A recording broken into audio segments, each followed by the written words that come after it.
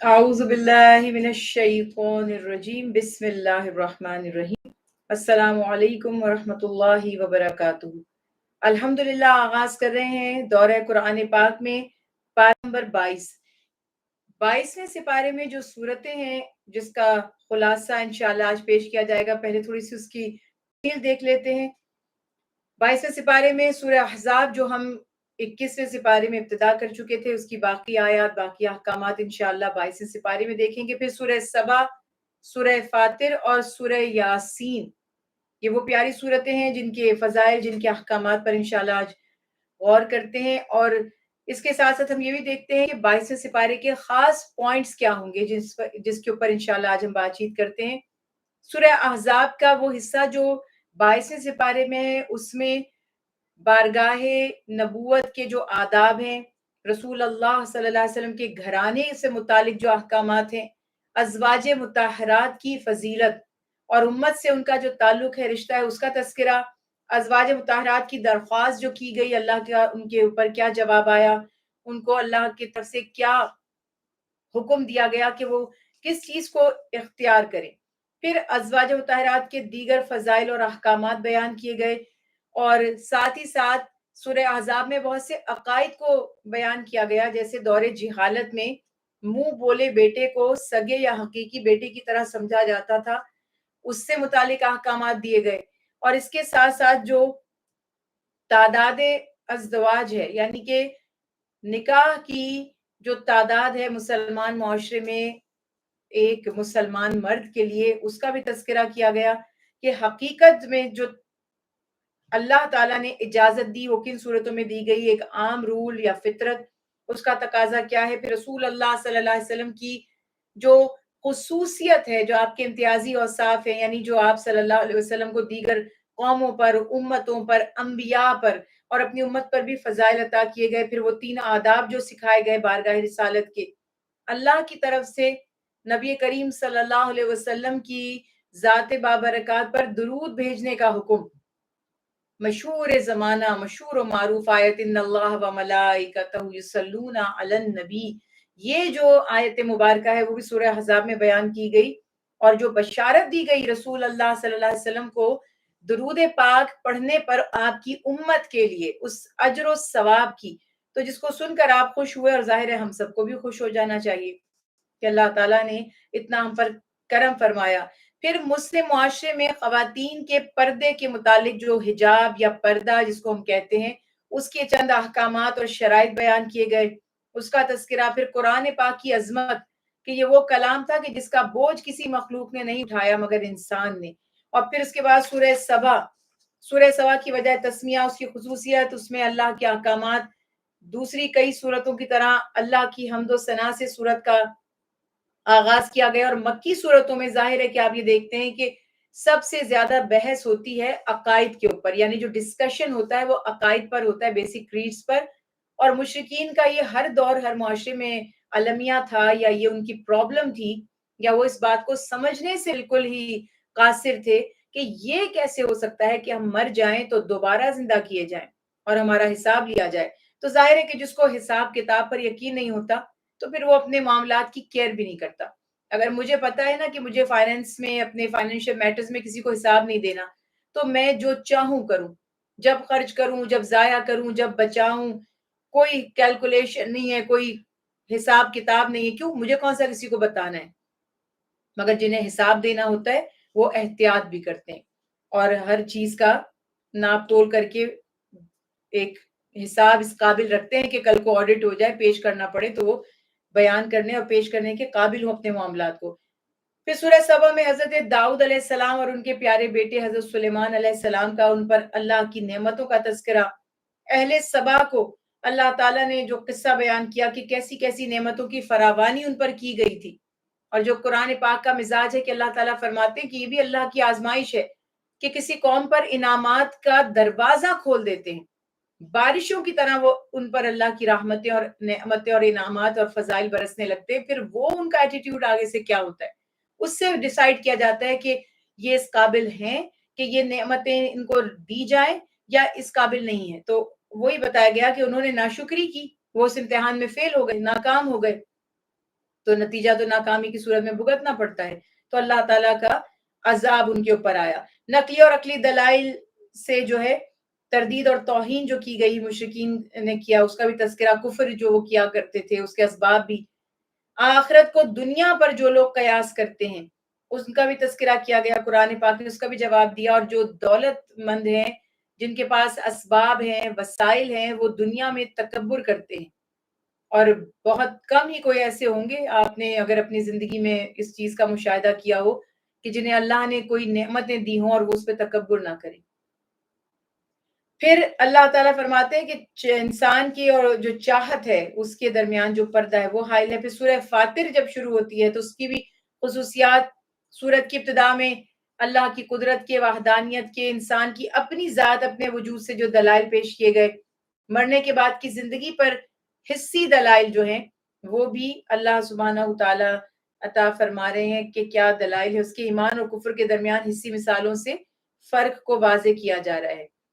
پھر قدرت کے بے شمار جو نشانات ہیں، یعنی کہتے ہیں نا بے حجابی، یہ کہ ہر ذرے میں جلوہ آشکار، اور پس پردہ یا پشت پردہ تو ہے کہ صورت آج تک دیکھی نہیں.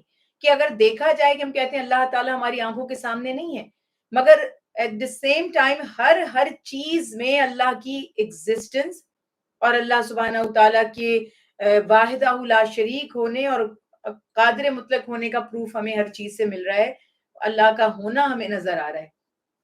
تو جب انسان غور کرتا ہے نشانیوں پر تو اس کو نظر بھی آتی ہیں وہ نشانیاں، اس میں خشیت بھی پیدا ہوتی ہے، اللہ تعالیٰ کے عذاب کا یا ناراضگی کا ڈر بھی پیدا ہوتا ہے. تو خشیت اور خوف رکھنے والوں کا بھی تذکرہ کیا گیا. اللہ کے جو فرمان ہیں، دین اور کائناتی علم رکھنے والے جو علماء ہیں، وہ پھر اس کی مثال دی گئی. اور امت محمدیہ کے جو فضائل ہیں وہ بھی بیان کیے گئے. پھر نزول قرآن پاک کے بعد جو رویہ لوگوں کا تھا، ظالم بھی اس میں تھے، اور پچھلی قومیں جو مختلف جو ایمان نہیں لائیں ان کا بھی تذکرہ کیا گیا. اور جو ان کے پیروکار تھے ان کا بھی. تو تینوں کا آخری اور دائمی ٹھکانہ، جو منکر تھے اور جو حجت بازیاں کرنے والے تھے اور جو فاسق اور منافق تھے، فرمایا ان کا ٹھکانہ جہنم ہے. پھر اللہ کے حلم کا تذکرہ کیا گیا. اس کے بعد سورہ یاسین کے فضائل، سورہ یاسین کی وجہ تسمیہ اور اس کے جو خاص فائدے خاص طور پہ امت میں جو پریکٹس میں ہے اس کا بھی تذکرہ کیا گیا. اس سورہ میں بھی رسول اللہ صلی اللہ علیہ وسلم کی رسالت کی سچائی اور قرآن پاک کے جو دلائل تھے سچائی کے وہ بیان کیے گئے. کفار قریش کے کفر اور جو گمراہی تھی اس کا تذکرہ، 3 انبیاء کرام کا ذکر کیا گیا، اور ایک حق پرست ناسے کی نصیحت، اس کی گفتگو، جس کے بارے میں کہتے ہیں کہ وہ حبیب نجار تھے شاید. تو یہ بھی یہاں پر خیال رکھنا ہے کہ کس طرح کے واقعات یہاں پہ اللہ سبحانہ تعالیٰ کی رحمت سے بیان کیے جا رہے ہیں. اور ہم یہ دیکھتے ہیں کہ واقعی یہ جو قرآن پاک کی بار بار تلاوت کا حکم ہے تو اس میں حکمتیں کیا ہیں. تو اب ابتدا کرتے ہیں اللہ تعالیٰ کے نام سے جو سب سے بڑھ کر مہربان اور مستقل رحمت فرمانے والے ہیں. سورہ احزاب 22 سپارے کی ابتدا میں ازواج مطہرات سے خاص کہا جا رہا ہے کہ آپ لوگوں کا مقام امتیازی ہے. اے نبی کی بیویوں، آپ عام عورتوں کی طرح نہیں ہیں. یہاں میں دیکھیں، میں بالکل کوئی نیگیٹیوٹی نہیں پھیلانا چاہتی، میں کسی فتنے کا سبب بننا نہیں چاہتی، لیکن جو ریالٹیز ہیں، جو سچائی ہے، وقت کے ساتھ ساتھ اس کو ہائی لائٹ کرنا، لوگوں کو اس سے آگاہ کرنا بھی ضروری ہے. یوں تو اصول دین کا یہ ہے، اور ہم بھی اس سوچ کے ہیں، یعنی ہم بھی اس فکر رکھنے والوں میں سے ہیں جو خیر کو پروموٹ کرنا چاہتے ہیں اور نیکی کو. مثلاً اگر آپ سے کہا جائے کہ یہ نیکی فرض نہیں ہے، لیکن ایک اکثر مسلمانوں کی تعداد نیکی کا وہ کام کرتی ہے، تو ہم اس بات پر ایمفیسائز نہیں کریں گے کہ ہم ان کو بتائیں کہ یہ تم نیکی کیوں کر رہے ہو، یہ تو فرض نہیں ہے، بلکہ ہم یہ کہیں گے کہ ٹھیک ہے، اللہ تعالیٰ آپ کی نیکی کو قبول فرمائے، کیونکہ اللہ تعالیٰ نیکی کے اجر کو ضائع نہیں فرماتے. لیکن جب کوئی ہم سے مسئلہ پوچھے گا تو ہم بتائیں گے کہ جی یہ فرض نہیں ہے، آپ کر رہے ہیں، اللہ تعالیٰ قبول کریں. اب ایک رویہ یہ ہے کہ میں تراویح کی مثال دے دیتی ہوں. بہت سالوں تک جب سے ہم نے ہوش سنبھالا کا ٹرم یہ ہوتی ہے جب سے ہمیں یاد ہے یہ باتیں. ہوش سنبھالنے سے مراد یہ ہوتی ہے، ہوش تو خیر زندگی بھر نہیں آتا انسان کو، لیکن کہنے کا مقصد یہ ہے کہ جب سے ہمیں یاد ہے صلاۃ التراویح مسلمانوں کا ہر مکتبہ فکر، تمام اسکول آف تھاٹ جو تھے یوزلی چند ایک کے سوا، اور تمام جو مسالک تھے چند ایک کے سوا، تراویح کی نماز کی ہر مسلم معاشرے میں ایک اہمیت تھی، پڑھی جاتی تھی. کوئی بحث مباحثہ نہیں اتنا زیادہ ہوتا تھا. کچھ جو ہمارے مسلمانوں میں فرقے ہیں جو نہیں تراویح کی نماز پڑھتے، نہیں پڑھتے تھے، باقی اس کو نہیں مانتے تھے، باقی سب پڑھتے تھے. اب جو وقت گزرتا جا رہا ہے تو آپ یہ محسوس کر رہے ہوں گے کہ بڑی ڈیبیٹس ہونے لگی. پہلے ڈیبیٹ اس بات پر ہو گئی کہ آیا 8 رکعت ہوں یا 20 ہوں، اس کے اوپر بحث ہوتی ہے. لوگ پریشان ہیں کہ کوئی کہتا ہے 8 بھی کافی ہیں، کوئی کہتا ہے 20 نہیں پڑھی تو روزہ قبول نہیں ہوگا. اب اس سے بھی معاملہ آگے بڑھ گیا اور یہ بات ظاہر ہوئی کہ تراویح کوئی روزے کی شرط تو نہیں ہے. اگر آپ تراویح نہ پڑھیں تو ایسا تو نہیں ہے کہ آپ کا روزہ قبول نہیں ہوگا، یا وہ فرض یا واجب تو نہیں ہے. ایک یہ موقف بھی سامنے آ گیا. اب ایک تیسرا موقف بھی سامنے آیا، تیسرا پوائنٹ آف ویو جو ہولڈرز ہیں اس کے، وہ پکڑ پکڑ کے جھنجھوڑ کے لوگوں کو تراویح سے منع کرتے ہیں، اور وہ کہتے ہیں کہ اللہ کے نبی نے 3 دن پڑھنے کے بعد یا کچھ دن پڑھنے کے بعد چھوڑ دیا تاکہ امت اس کو اپنے اوپر واجب یا فرض نہ سمجھ لے. تو وہ اس اوپینین کو لے کر، یعنی اس اوپینین کو مد نظر رکھ کر، پیش نظر رکھ کر، وہ لوگوں کو روکتے ہیں کہ آپ کو تراویح پڑھنے کی ضرورت نہیں ہے. کیوں آپ وہ کام کر رہے ہیں جو آپ اس کو فرض کی طرح اتنا امپورٹنس کیوں دے رہے ہیں؟ کبھی چھوڑ دیں، ترک کر دیں. یہ 3 باتیں خاص طور پر ہیں. آپ اور عام عوام یہ فکر کرتے ہیں اور پریشان ہوتے ہیں کہ بھئی یہ مولانا حضرات، اور یہ اکثر لوگ ڈیبیٹ کرتے ہیں کہ علماء کا تو آپس کا اختلاف ہی ختم نہیں ہوتا، کوئی کچھ کہتا ہے، کوئی کچھ کہتا ہے، کوئی کچھ کہتا ہے. اب ہم کس کی بات سنیں، کس کو صحیح سمجھیں، کس کو غلط جانیں؟ ایسے میں ایسا ہوتا ہے کہ ہر کسی کے اپنے کچھ پرسنل، کچھ ان کے کلوز اسکالرز ہوتے ہیں، ان کے فیورٹ اسکالرز ہوتے ہیں. اس میں وہ یہ سوچتے ہیں بس جو انہوں نے کہہ دیا ہے بس وہ بات ہمیں ٹھیک لگتی ہے، باقیوں کی ہم سننے کی ضرورت نہیں. ہمیں بحیثیت مسلمان ان مسائل کو اگر سولو کرنا ہے تو ہمیں ان کی بنیاد کو اور بیسکس کو سمجھنا پڑے گا. اگر آپ ان کی بنیاد اور بیسکس کو سمجھ لیں گے تو آپ اس فارمولے کے اوپر سارے مسائل کو حل کرتے چلے جائیں گے. جیسے الجبرا میں ہم ایک فارمولا سمجھ لیتے تھے اور پوری ایکسرسائز کو اسی فارمولے پہ سولو کرنا ہوتا تھا، جتنے بھی سمز اس میں ہوتے تھے. اسی طرح سے یہ دین کے معاملے کو بھی سمجھ لیں کہ ایک چیز ہوتی ہے واجب یا فرض، جس کا ترک کرنا عذاب کا باعث بنتا ہے.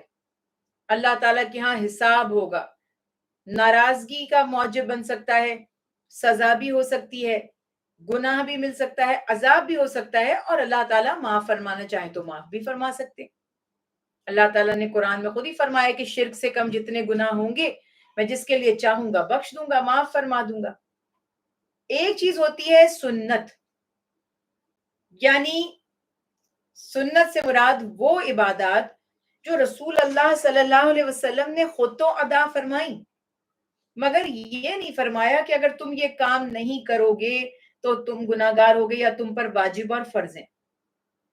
جیسے آپ ہر پیر اور جمعرات کا روزہ رکھتے تھے اور آپ صلی اللہ علیہ وسلم نے کبھی پیر اور جمعرات کا روزہ ترک نہیں فرمایا. یہ بھی ایک سنت ہے.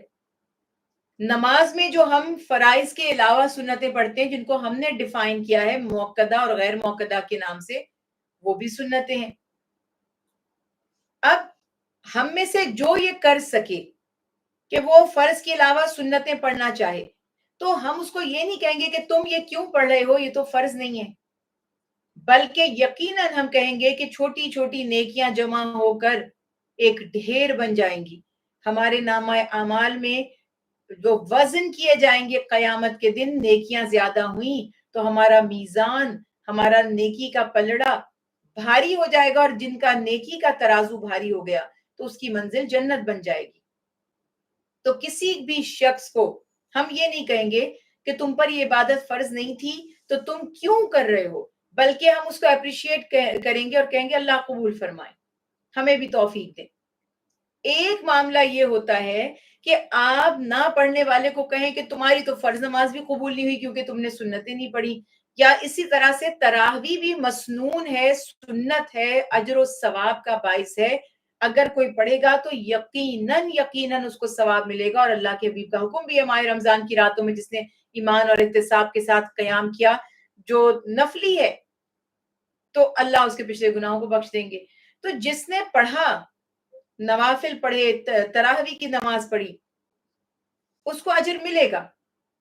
اور جس نے نہیں پڑھا وہ اس اجر کو نہیں پائے گا مگر گناہ گار بھی نہیں ہوگا، اس کو عذاب بھی نہیں ہوگا، کیونکہ گناہ گاری اور عذاب کا جو حکم ہے وہ واجبات اور فرائض کے ریلیٹڈ ہے اس سے.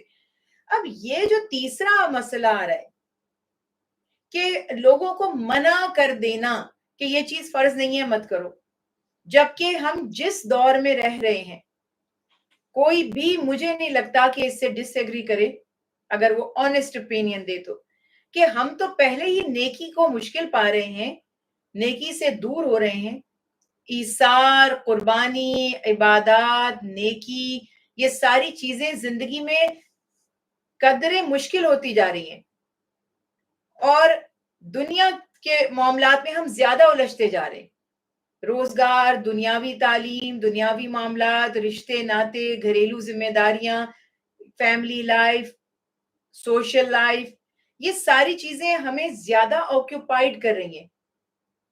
ایسے میں جو نیکی کرتا چلا جائے، جو جس کے ہاتھ آ جائے، فَاسْتَبِقُوا الْخَيْرَاتِ، اللہ تعالیٰ فرما رہے ہیں نیکیوں میں ایک دوسرے سے آگے نکلنے کی کوشش کرو.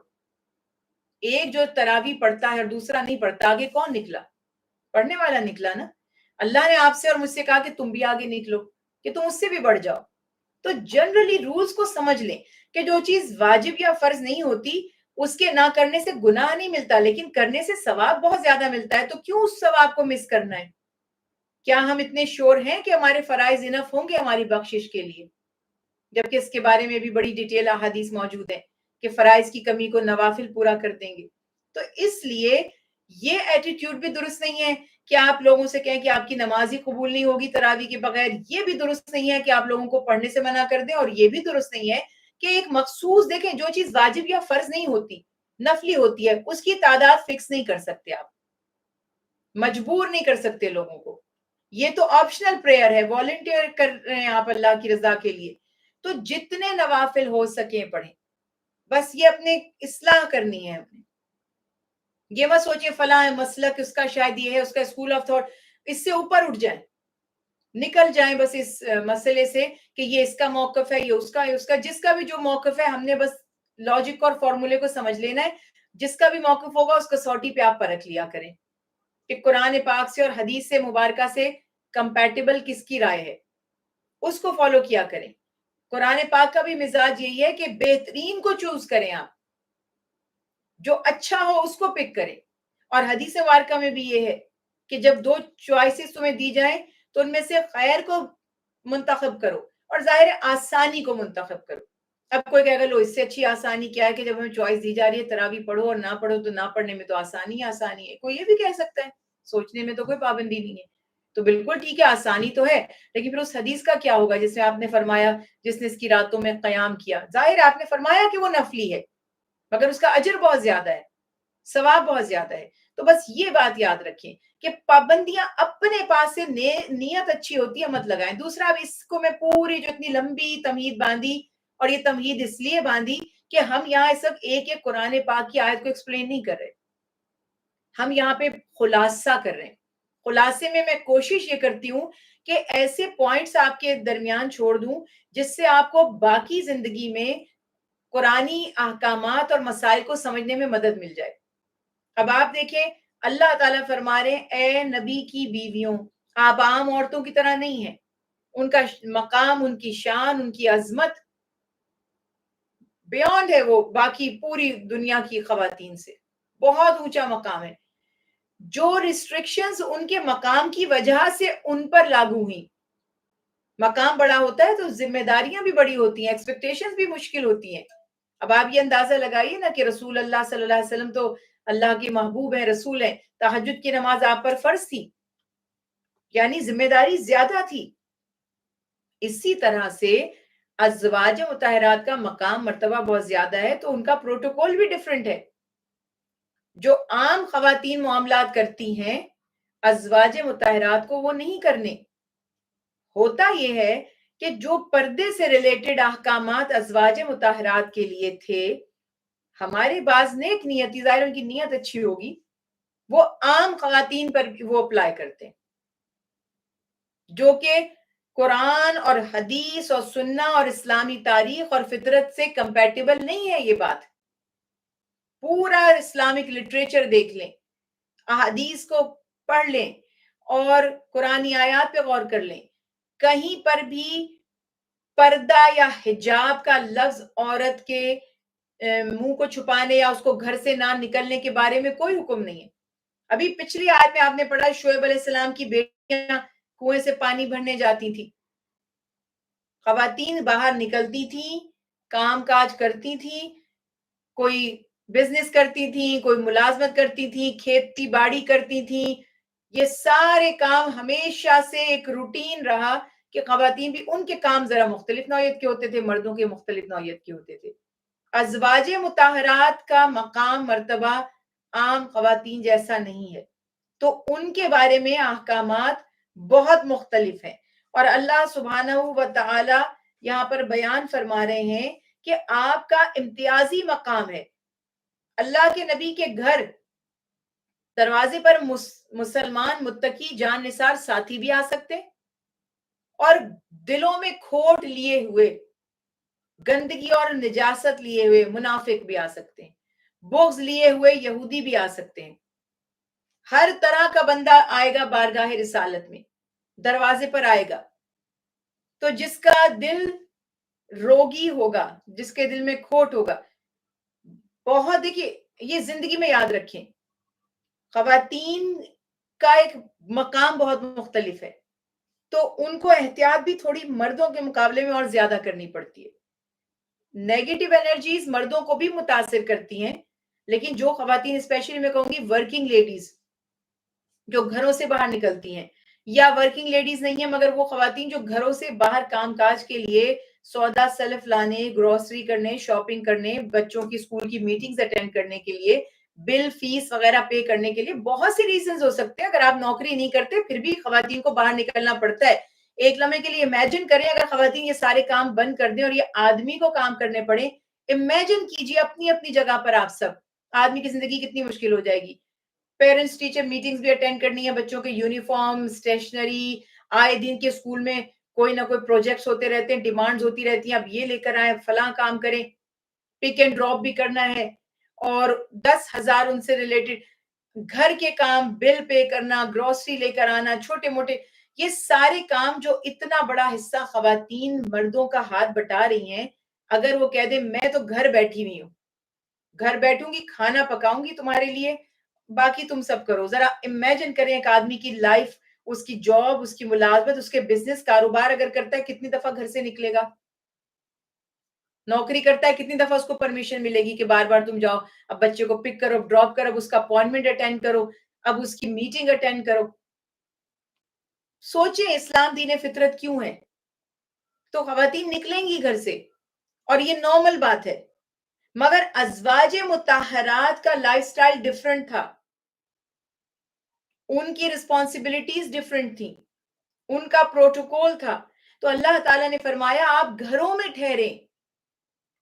جو حضرت بلال، حضرت صہیب، حضرت جو ہے وہ دیگر جو اصحاب تھے رسول اللہ صلی اللہ علیہ وسلم کے، حضرت سمیہ، دیگر اصحاب و صحابیات، کیسے کیسے ٹارچرز انہوں نے برداشت کیے اسلام لانے کے لیے، اسلام قبول کرنے کی قیمت دینے کے لیے. تو مجھے بتائیے کہ وہ لوگ جو جان و مال کے دشمن تھے، جو اللہ کے حبیب کو ایذا دیتے تھے، جنہوں نے پتھر بھی برسا دیے، جنہوں نے گلے کی چادر مبارک کو بھی کھینچ دیا، جنہوں نے سجدے میں آپ صلی اللہ علیہ وسلم کے اوپر کچھ لا کر بھی ڈال دیا، ازواج مطہرات کے ساتھ کیا بہیو کرتے؟ کیا یہ دماغ ہمارا سوچ نہیں سکتا؟ کیا کرتے؟ تو کیا ان کی ڈگنیٹی، ان کی سیفٹی یہ تقاضا نہیں کرتی تھی کہ وہ بچے اس لیول پر کہ ان کو کسی شیطان کو موقع ملے ان سے شیطانی کرنے کا؟ یہ موضوع یہاں پر. پھر وہ پہچانی بھی نہ جائیں. لوگوں کے سامنے بھی زیادہ ہے کہ کامنٹس دیں لوگ بیٹھ کر. گندی ذہنیت کے لوگوں کے لیے جو سب سے آسان کام ہوتا ہے وہ کردار کشی اور خاص طور پہ عورت کی. اور میں نے پہلے بھی عرض کی ہے اور میں آج پھر آپ سے کہوں گی, کسی مرد کو انسائیڈ آؤٹ جاننا ہے تو عورت کے بارے میں اس کے نظریات سن لیجئے, آپ کو اور کچھ کرنے کی ضرورت نہیں. بس آپ صرف یہ دیکھیں کہ خواتین کے بارے میں کیسی رائے رکھتا ہے, باقی آپ کو کچھ اس کو دیکھنے کی, سننے سمجھنے کی ضرورت ہی نہیں. وہ اندر سے کتنا گھناؤنا ہے یا کتنا ڈیسنٹ ہے یہ آپ کو پتا چل جائے گا. تو یہاں پر یہ چیز ہے. اب وہ جی ازواج مطہرات کے لیے حکم تھے, اور ان کو حکم کیا تھا کہ جب آپ, ظاہر ہے کہ وہ رسول اللہ صلی اللہ علیہ وسلم کے در اقدس پر آتے ہیں, گھر پر آتے ہیں, تو فرمایا کہ جب غیر محرم یعنی یہ آئیں آپ کے پاس, غیر محرم سے مراد اجنبی, اسٹرینجرز, جب آپ کے پاس آئیں تو آپ ان سے نرم لہجے میں بات مت کریں, فرم ہو کر بات کریں. فرم ہونے کا مطلب یہ نہیں تھا چیخنا شروع ہو جائے ان کے اوپر, مطلب یہ کہ بالکل اسٹریٹ فارورڈ, کہتے نا کام کی بات بس. اور فرمایا ضرورت کے مطابق بات کریں, اپنے گھروں میں رہیں, اور زمانہ جاہلیت کی طرح اپنی زیب و زینت کی نمائش نہ کریں.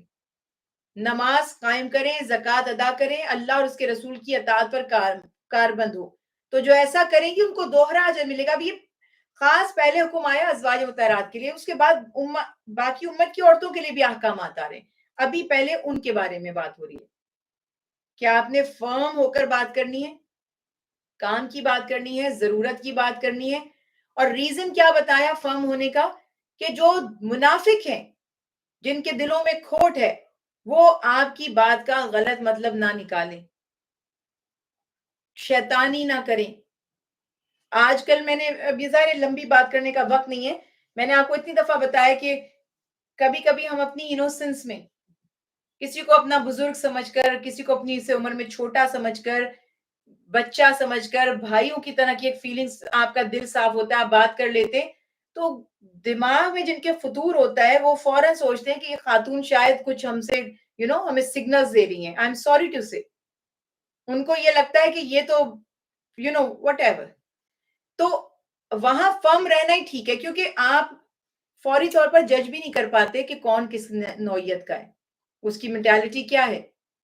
لیکن جو اچھے لوگ ہوتے ہیں, ڈیسنٹ لوگ ہوتے ہیں, شریف النفس ہوتے ہیں, وہ اپنی لمٹس کو جانتے ہیں, اور وہ دوسرے کو بھی انڈر ایسٹیمیٹ نہیں کرتے, نہ اوور ایسٹیمیٹ کرتے. وہ سمجھتے ہیں بندے نے آپ کو ڈھنگ سے سلام کیا, آپ نے جواب دیا, بات ختم ہو گئی. تو یہاں معاملہ یہ تھا کہ منافق بھی آ رہے دربار پر, تو ان سے یہ تھا کہ آپ نہیں جانتے کہ کس کے دل میں کیا نفاق ہے, اور اپنی زیب و زینت کی نمائش نہ کریں, اور اس کے بعد نماز قائم کریں, زکوٰۃ ادا کریں. امہات المومنین اگر یہ تمام کام کریں گی تو عام امت کی عورتوں کو اگر ایک اجر ملے گا ایک کام کا, تو ان کو دوہرا اجر ملے گا. یہ فرما دیا, اور اس کے ساتھ یہ بھی فرما دیا کہ معاذ اللہ, مثال دینے کے لیے, کہ اگر وہ کچھ حکم کی خلاف ورزی کریں گی یا خدا نخواستہ ان سے کوئی غلطی ہوگی تو عذاب بھی دوہرا ہوگا. اب آپ دیکھ رہے ہیں منصب, چھوٹے موٹے بندے سے غلطی ہو جائے تو چھوٹی موٹی سزا ہوتی ہے, بڑے آدمی سے غلطی بھی بڑی ہو جاتی ہے اور اس کی سزا بھی بڑی ہو جاتی ہے. تو اسی لیے فرمایا کہ آپ کو اگر نیکی کا اجر دوہرا ملے گا تو معاذ اللہ غفلت کی سزا بھی دگنی ملے گی, تاکہ لوگوں کو سمجھ آ جائے. یہ ہے جناب تقویٰ. جب ہم اہل بیت اطہار کی اور اولیاء الزام کی بات کرتے ہیں, اور ہم کہتے ہیں ان کا بڑا مرتبہ ہے, سعادات کا بڑا مرتبہ ہے, تو ہمیں یہ پتا ہے کہ ان کی پکڑ بھی بڑی سخت ہے, اگر اللہ نہ کرے وہ شریعت سے یا اپنے ٹریک سے ہٹ جائے, نعوذ باللہ. تو اس طرح سے یہ بات بتا دی گئی, اور اللہ تعالیٰ فرما رہے ہیں اسی مقام پر اہل بیت رسول کے لیے ایک بشارت آئی کہ اللہ نے ان سے ناپاکی کو دور کرنا چاہا. ہر طرح کی نیگیٹیوٹی, ہر طرح کے جو ٹاکسک ہے نا, جو ایسے زہریلے لوگ ہیں, ان سے بچانے کی اللہ تعالیٰ نے ان کو کوشش کی. فرمایا اللہ آپ کو خوب ستھرا کرنا چاہتے ہیں, پاکیزہ بنانا چاہتے ہیں.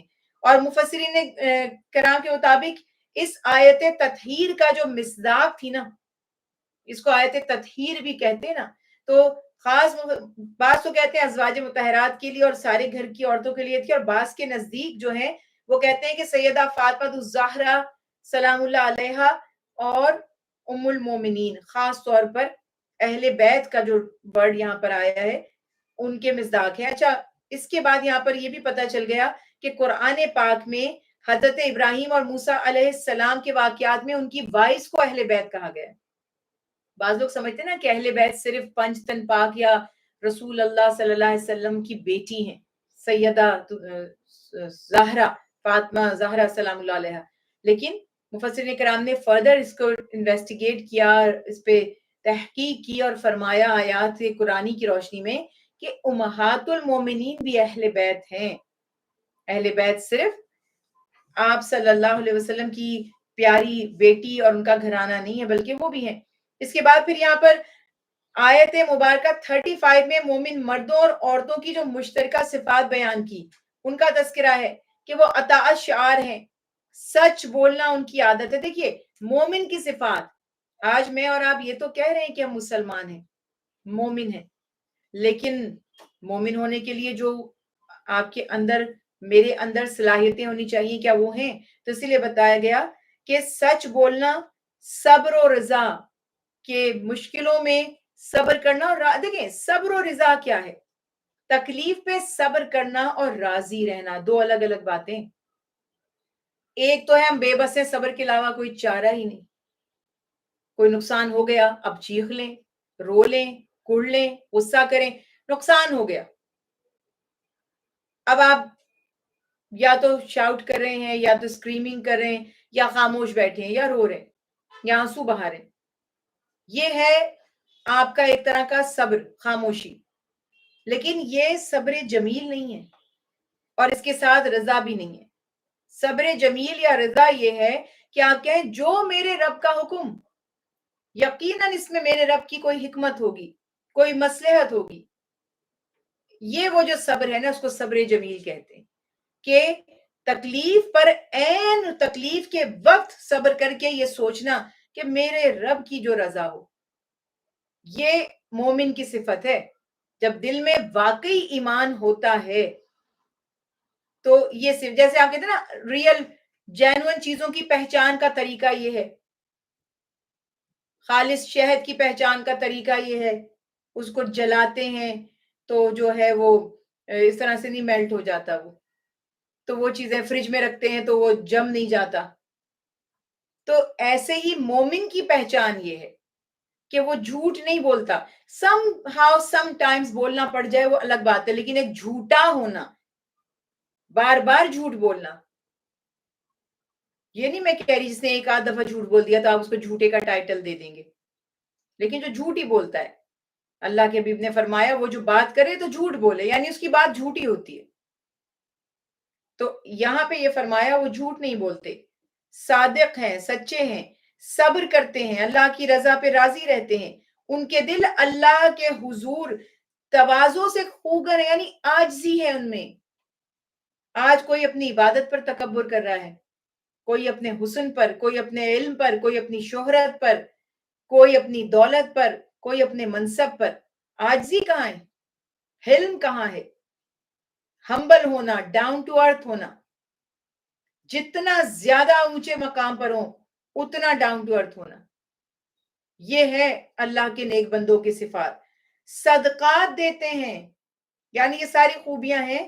صدقہ دیتے ہیں، روزے رکھتے ہیں، اپنی حیا اور عزت کی حفاظت کرتے ہیں، یعنی ایک ڈگنیٹی ہے اپنی، اس کو برقرار رکھتے ہیں، ضائع نہیں ہونے دیتے. اللہ کا کثرت سے ذکر کرنے والے، سبحان اللہ کیا تعریف ہے. ان کے لیے اللہ نے بخشش اور اجر عظیم کی نعمتیں تیار کر رکھی ہیں. یہ ہے مومن.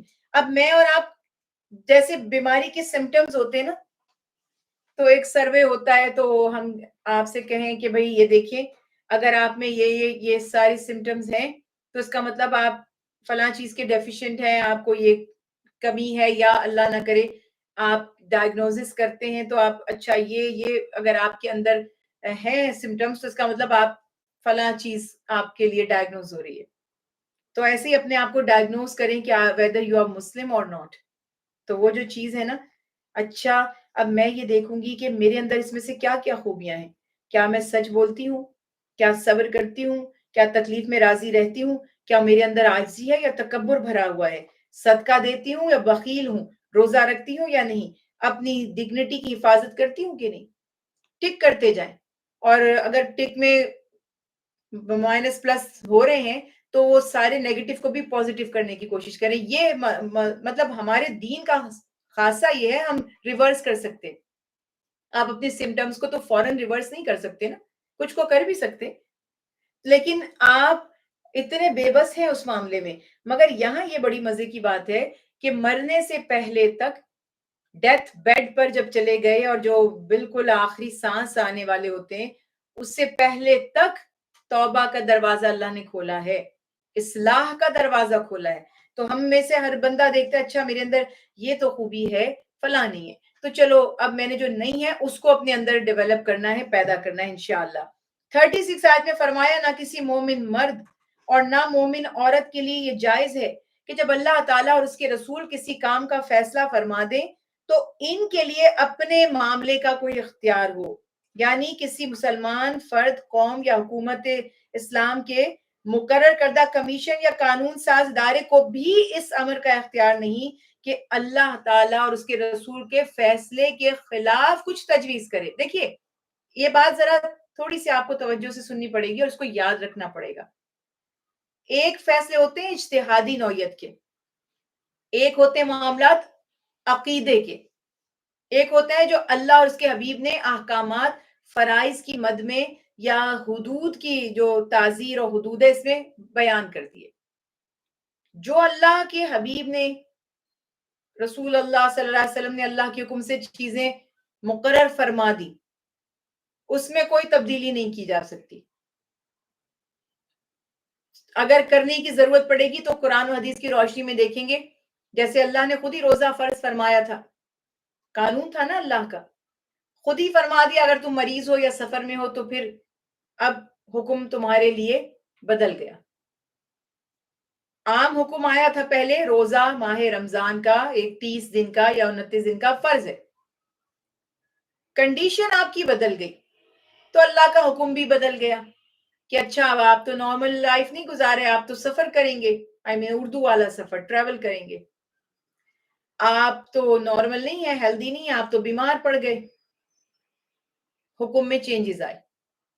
تو یہ گنجائش عقیدے سے متعلق جو اللہ اور اس کے نبی نے فرما دیا حکم ہمیں، ہم اس کو بدل نہیں سکتے.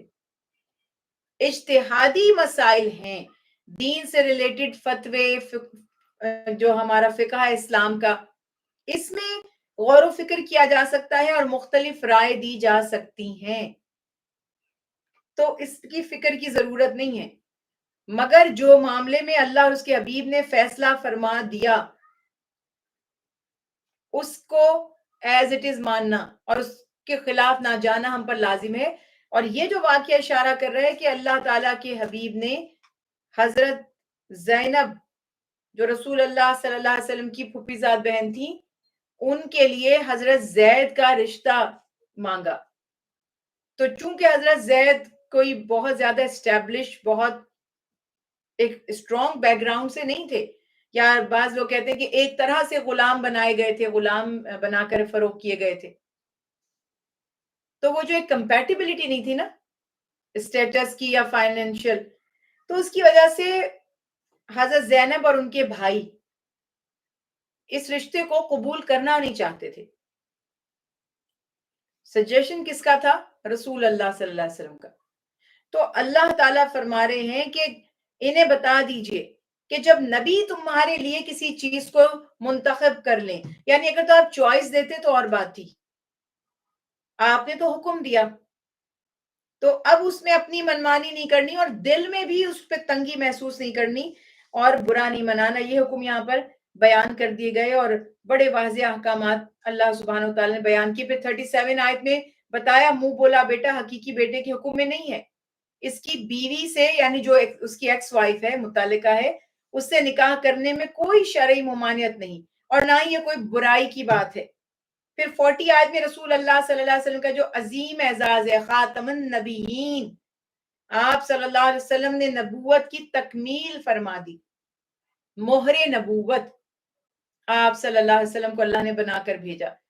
نبوت کا وہ سلسلہ، ہدایت کا وہ سلسلہ جو آدم علیہ السلام سے شروع کیا گیا تھا، نبی کریم صلی اللہ علیہ وسلم پر آ کر مکمل ہو گیا. اور اب قیامت تک نبوت جو باقی ہے وہ رسول اللہ صلی اللہ علیہ وسلم ہی کی نبوت باقی جاری رہے گی.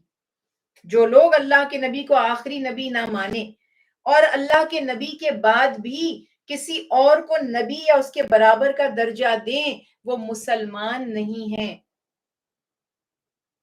نبی مسلمان کا عقیدہ یہ ہے کہ نبی جو آدم علیہ السلام سے تشریف لائے تھے ان کا سلسلہ مکمل ہو گیا رسول اللہ صلی اللہ علیہ وسلم پر. تو آپ کا یہ مقام فضیلت بھی بیان فرما دی گئی. پھر فرمایا کہ آپ شاہد ہیں یعنی گواہ ہیں, اپنی امت کے اعمال کی قیامت کے دن گواہی دیں گے. مبشر ہیں یعنی اللہ کی رحمت کی خوشخبری دیتے ہیں اچھے کام کرنے والوں کو. نذیر ہیں یعنی اللہ کے عذاب کی تنبیہ کرتے ہیں, اس کی خبر دیتے ہیں, اس سے بچاتے ہیں. اذن الہی سے دعوت حق دینے والے ہیں اور سراج منیر ہیں یعنی ایسا سورج جو پورے جہان میں روشنی پھیلا دے, ایسا سورج جو پوری دنیا کو روشن کر دے. یہ مقام, یہ مرتبہ دے کر اللہ نے اپنے پیارے رسول صلی اللہ علیہ وسلم کو بھیجا. کوئی معمولی یہ ذمہ داری نہیں تھی اور یہ کوئی معمولی منصب بھی نہیں تھا. پھر 49 آیت میں اس متعلقہ کا بیان ہے کہ جس سے تنہائی میں وقت نہیں گزرا, یا جس کو ہمارے ہاں ایک ڈھکے چھپے الفاظ میں کہتے ہیں کہ رخصتی نہیں ہوئی نکاح ہو گیا, مگر مقصد یہ ہوتا ہے کہ میاں بیوی کا کوئی تعلق نہیں قائم ہوا, تو اس کی عدت نہیں ہے. اب یہ بھی آپ دیکھیں کہ اس میں بڑا اہم سوال ہے جس کی ڈیٹیل میں ہم ابھی نہیں جائیں گے کہ عدت کس وجہ سے کرنی ہے. اگر وہ وجہ نہیں ہے تو عدت نہیں ہوگی. مگر کئی چیزوں کو ہم بس بھیڑ چال فالو کر رہے ہیں بس, اور سمجھ نہیں پا رہے کہ کیا معاملات ہیں. تو علت اگر نہیں ہے, عدت کا سبب نہیں ہے, تو عدت کی ضرورت بھی نہیں ہوگی. اور اللہ تعالیٰ فرما رہے ہیں کہ جن کے ساتھ نہیں تعلق قائم ہوا تھا ان کو کچھ مال دے کر حسن سلوک سے رخصت کر دو. مطلب مہر بھی طے نہیں ہوا اور رخصتی سے پہلے طلاق ہو گئی, طلاق دے دی, تو اس صورت میں کچھ نہ کچھ پھر بھی دے دے. مرد کو تو ہر حال میں کہا گیا کہ جب بھی تم عورت سے الگ ہو اس کو کچھ نہ کچھ دے کر رخصت کرو. پھر اگلی آیات میں کچھ خاص طور پر جیسے 53 آیت ہے, آداب بارگاہ نبوت بیان کیے جا رہے ہیں. یہ نبی ہیں, یہ اللہ کے رسول ہیں, یہ خاتم النبیین ہیں, یہ رحمت للعالمین ہیں. یہ کوئی ہمارے بڑے معاذ اللہ بھائیوں جتنی عزت کے قابل نہیں, بہت بلند مقام پر ہیں. اور فرمایا کہ ان کے گھر داخل ہو تو اس کے آداب کا خیال رکھو. اور پھر کیا اس میں سے کئی آداب تو ایسے جو ظاہر عام امت کے ہم سب کو بھی فالو کرنا چاہیے. جب اللہ کے نبی کے خاص طور پر دربار میں آپ کی بارگاہ میں حاضر ہونے کے آداب تھے, دعوت طعام ہو. خاص طور پر اس میں لکھا جاتا ہے حضرت زینب کے ساتھ جب رسول اللہ صلی اللہ علیہ وسلم کا نکاح ہوا, دعوت ولیمہ سے میں صرف ٹچ کر رہی ہوں بیک گراؤنڈ کو, میں ڈیٹیلز میں نہیں جا رہی. تو وہ اس پہ لوگ آئے اور بہت دیر تک بیٹھے رہے. تو وہ بھی معاملہ ہے کہ طریقہ یہ ہے کہ جب اللہ کے حبیب کے گھر آپ کو کھانے کی دعوت دی جائے, یہاں سے یہ بھی بات سے بات نکلتی آ رہی ہے کہ دعوت کرنا سنت ہے اور کرنی چاہیے. اور پیارے رسول صلی اللہ علیہ وسلم اپنے گھر پر دعوت فرماتے تھے. اب میں یہاں سے ایک پوائنٹ نکال رہی ہوں. ہم جو ہیں, ہمارے جو دیندار طبقہ ہے, ہمارے جو فیتھ لیڈرز ہیں, ان کو بس یہ پتا ہے کہ لوگ ہماری دعوت کریں. اچھا معاذ اللہ, اگین ڈسکلیمر, میں ہر کسی کی بات نہیں کر رہی. جو صحیح عالم ہیں, جو صحیح راہبر ہیں, جو صحیح پیر ہیں, وہ اپنے گھر بلاتے ہیں اور کھلاتے ہیں. وہ کہتے ہیں تم میرے دسترخوان سے کھاؤ, میرا رزق حلال ہے, میں تمہارا کیوں کھاؤں, تمہارا پتہ نہیں کہاں کی کمائی ہے. تو اب یہاں پہ کمال یہ ہے کہ اللہ کے حبیب بلاتے ہیں اپنے گھر پر. یہ تو حضرت زینب سے ولیمے کا معاملہ ہے. ویسے بھی دعوت کرنا, دعوت پر کھانے کا اہتمام کرنا, بلانا, یہ سنت رسول اللہ صلی اللہ علیہ وسلم ہے. تو حکم ہوا کہ کھانے کی دعوت پر بلایا جائے تو آپ جائیں یہاں سے. جیسے ہم نے اس سے پہلے بھی آداب پڑھے ہیں کہ کھانے کی ٹائمنگز میں کسی کے گھر بغیر بتائے نہیں جانا چاہیے. ہو سکتا ہے کہ نہیں اس نے انتظام کیا ہو, یا انف نہ ہو, خامخواہ شرمندہ ہو. تو بہرحال یہاں پہ کہا گیا کھانے کی دعوت پر بلایا جائے تو جائیں, کھانا کھا کر منتشر ہو جائیں, فوراً تشریف لے جائیے. صحابہ کرام سے فرمایا بیٹھے مت رہیں. اب وہ تو ذات ایسی ہے کہ ان کے پاس سے تو اٹھنے کا کسی کا دل ہی نہ چاہے, مگر آپ کی بھی تو لائف ہے, آپ کو بھی تو زحمت ہوگی, آپ کو بھی تو آرام کی ضرورت ہے, اپنے گھر والوں کو بھی تو وقت دینا ہے. تو اس لیے فرمایا چلے جاؤ. اور نبی کی بیویوں سے کوئی چیز مانگو تو پردے کے پیچھے سے، آڑ سے، ادب سے، احترام سے. یہ دیکھیں یہ وہ مقام تھا خاص طور پہ جو ازواج مطہرات کے لیے. نبی کی بیویوں سے آپ کے دنیا سے تشریف لے جانے کے بعد دائمی طور پر مسلمانوں کا نکاح. دیکھیے عام لوگوں کی طرح نہیں ہے اللہ کے نبی. عام انسان کی بیوہ سے تو کوئی بھی نکاح کر سکتا ہے عدت کے بعد، کوئی حرام نہیں ہے. لیکن نبی صلی اللہ علیہ وسلم کی ازواج سے آپ کی موجودگی کے بعد دنیا سے تشریف لے جانے کے بعد کوئی نکاح نہیں کر سکتا. اس میں اور بھی بہت سے عقائد کے مسئلے ظاہر ہوتے ہیں. آپ صلی اللہ علیہ وسلم کی جو حیات ہے، جو انبیاء کی ایک تو کہتے ہیں نا برزخی زندگی ہے، تو انبیاء علیہ السلام کی جو حیات ہے، جو آپ صلی اللہ علیہ وسلم کا مقام اور مرتبہ ہے، تو وہ یہاں پہ اور بھی پتہ چل رہا ہے کہ نبی کریم صلی اللہ علیہ وسلم کی دنیا سے تشریف لے جانے کے بعد ان کی بیویوں سے دائمی طور پر مسلمانوں کا نکاح منع کر دیا گیا. اور اپنے کسی بھی عمل سے اللہ اور اس کے رسول کو تکلیف نہ پہنچاؤ. پھر فرمائے بے شک اللہ اور اس کے فرشتے رسول اللہ صلی اللہ علیہ وسلم پر درود پڑھتے ہیں. 56 آیت ہے سورہ احزاب کی کہ یہ جو ہم درود پڑھ رہے ہیں یہ ہم کوئی احسان نہیں کر رہے اللہ کے نبی پر. جس کی ذات پر اللہ رحمت بھیجتے ہوں، جس کی ذات کے لیے روزانہ اربوں خربوں فرشتے درود بھیجتے ہوں، میرے آپ کے گناہگار دنیا دار کمزور نالائق لوگوں کے درود سے ان کو کیا فائدہ ہوتا ہے؟ بلکہ یہ فائدہ تو ہمیں حاصل ہوتا ہے. اور آپ صلی اللہ علیہ وسلم کی جو پیاری حدیث مبارکہ بھی ہے نا کہ ایک دفعہ جبرائیل علیہ السلام تشریف لائے اور آپ صلی اللہ علیہ وسلم سے فرمایا کہ کیا آپ اس بات پر راضی ہیں کہ آپ کی امت میں سے کوئی ایک بار آپ پر درود بھیجے تو آپ صلی اللہ علیہ وسلم کی اس امتی پر اللہ تعالیٰ 10 مرتبہ رحمت نازل فرمائے. اور حضرت ابو طلحہ سے روایت ہے کہ ایک دن رسول اقدس تشریف لائے تو آپ صلی اللہ علیہ وسلم کے چہرے مبارک پر خوشی کے آثار تھے. صحابہ دیکھیے یہ بھی توجہ طلب بات ہے، کیا کوارڈینیشن تھا اور کیا کیمسٹری تھی کہ اللہ کے حبیب کے ایکسپریشن کو اصحاب سمجھتے ہیں اور اصحاب کی جو جذبات ہیں احساسات ہیں ان کو اللہ کے نبی سمجھتے ہیں. یہ معاملات تھے. تو اب یہاں پر کیا ہے کہ وہ فرماتے ہیں کہ کیا خوشی کی بات ہے جو آپ کے چہرے پر ایک چمک ہے. آپ نے فرمایا کہ جبرائیل میرے پاس آئے اور ایک روایت میں ہے کہ ایک فرشتہ میرے پاس آیا اور کہا ہے محمد صلی اللہ علیہ وسلم کیا آپ اس بات سے خوش نہیں ہیں کہ اللہ سبحانہ و تعالیٰ فرماتے ہیں کہ آپ کی امت میں سے جو ایک بار آپ پر درود بھیجے گا میں اس پر 10 رحمتیں نازل فرماؤں گا، اور جو کوئی ایک بار سلام بھیجے گا تو اس پر 10 بار سلامتی نازل کروں گا. آپ نے فرمایا میں خوش ہوں. سبحان اللہ. تو یہ جو درود ہم بھیجتے ہیں نا یہ اللہ کے نبی نے ہمارا انتظام کیا ہے، ہمیں فیض ملے، ہماری بخشش ہو، ہمیں اللہ کی رحمت نصیب ہو. تو یہ بات یہاں پر بیان فرما دی گئی کہ یہ ہے جناب کمال. اور اس کے بعد پھر نبی کریم صلی اللہ علیہ وسلم کے جو مقام اور مرتبے سے بعد پھر اللہ تعالیٰ نے یہاں پر ایک خاص حکم جو آ گیا آیت مبارکہ 59 میں مومنات خواتین کے لیے اب جو پردے کا حکم آ رہا تھا. جو لوگ کہتے نا سورہ احزاب میں لکھا ہوا ہے تو ان سے ذرا میں کسی شخص کو کچھ کہنا نہیں چاہتی، میں تو آپ سے عرض کر رہی ہوں کہ میں کہتی ہوں آئیڈیل سچویشن تو یہی ہے مسلمان عورتیں گھروں سے ہی نہ نکلیں. اس سے اچھا کیا ہے؟ ان کی ساری ضروریات گھر بیٹھے بیٹھے پوری ہوں. اس سے زیادہ ریلیف ہے کچھ؟ شہزادیوں والی زندگی ہے کہ کچھ نہیں کرنا، گھر بیٹھنا ہے، بس کھانا ہے اور پکانا ہے اور انجوائے کرنا ہے. اس سے اچھا کچھ نہیں ہے. لیکن یہ سب کے لیے ممکن نہیں ہوگا. تو اب جب سب کے لیے یہ ممکن نہیں ہوگا چونکہ یہ فطرت نہیں ہے اور اسلام کیا ہے؟ دین فطرت ہے. سب عورتیں گھر نہیں بیٹھ سکتی. تو اب یہاں پہ کیا کہا جا رہا ہے کہ مسلمان خواتین، مومنات خواتین جب گھر سے باہر نکلیں تو ایسی چادر اوڑھ لیں جس سے کامل ستر حاصل ہو جائے. کوئی بھی ڈریس کوڈ ایسا کوئی پرٹیکولر ڈریس کا ڈیزائن تو نہیں ریکمینڈ کیا جا سکتا. آپ جانتے ہی ہیں کہ اس زمانے میں کیسے مرد بھی کیسے کپڑے پہنتے تھے. خواتین کے لیے آسان طریقہ کیا تھا؟ جو بھی لباس ہوتے ہوں گے اس زمانے کے رائج سلے ہوئے جس طرح بھی سیے جاتے ہوں گے، ایک چادر اپنے اوپر ڈال لیں، اس میں چادر ڈالنے کی جب بات ہوتی ہے، جب جلابیب کی بات ہوتی ہے، جب جلباب کی بات ہوتی ہے، تو کہتے ہیں پورے منہ پہ. ذرا تصور تو کریں، پورے منہ پہ چادر لپٹی ہوگی، آپ چلیں گے کیسے، دیکھیں گے کیسے، کس طرح معاملات طے کریں گے؟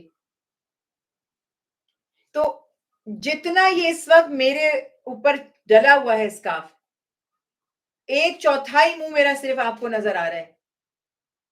پورا آدھے سے زیادہ ماتھا چھپا ہوا ہے، آدھے سے زیادہ منہ چھپا ہوا ہے، نیک چھپی ہوئی ہے پورا.